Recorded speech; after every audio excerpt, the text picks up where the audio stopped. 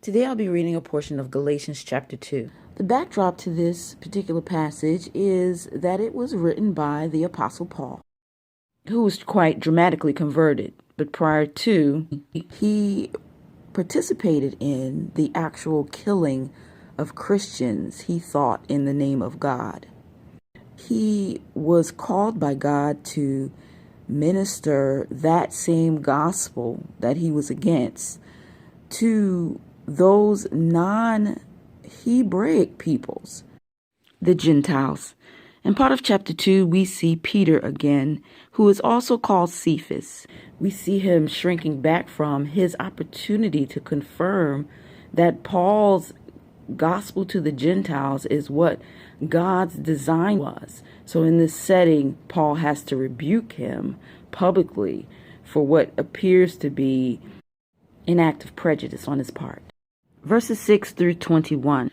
But for those recognized as important, what they really were makes no difference to me. God does not show favoritism. Those recognized as important added nothing to me. On the contrary, they saw that I had been entrusted with the gospel for the uncircumcised, just as Peter for the circumcised. For he who was at work with Peter in the apostleship to the circumcised was also at work with me among the Gentiles. When James, Cephas, and John, recognized as pillars, acknowledged the grace that had been given to me, they gave the right hand of fellowship to me and Barnabas, agreeing that we should go to the Gentiles, and they to the circumcised.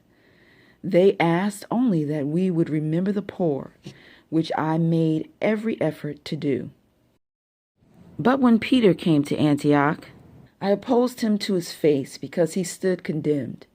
For he used to eat with the Gentiles before certain men came from James. However, when they came, he withdrew and separated himself because he feared those from the circumcision party. Then the rest of the Jews joined his hypocrisy, so that even Barnabas was carried away by their hypocrisy. But when I saw that they were deviating from the truth of the gospel, I told Cephas in front of everyone, if you who are Jews live like a Gentile and not like a Jew, how can you compel Gentiles to live like Jews? We are Jews by birth and not Gentile sinners. Yet we know that no one is justified by the works of the law, but by faith in Jesus Christ. And we have believed in Christ Jesus, so that we might be justified by faith in Christ and not by the works of the law. Because by the works of the law, no human being will be justified.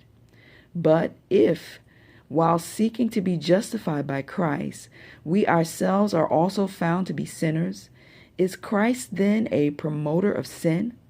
Absolutely not. If I rebuild those things that I tore down, I show myself to be a lawbreaker.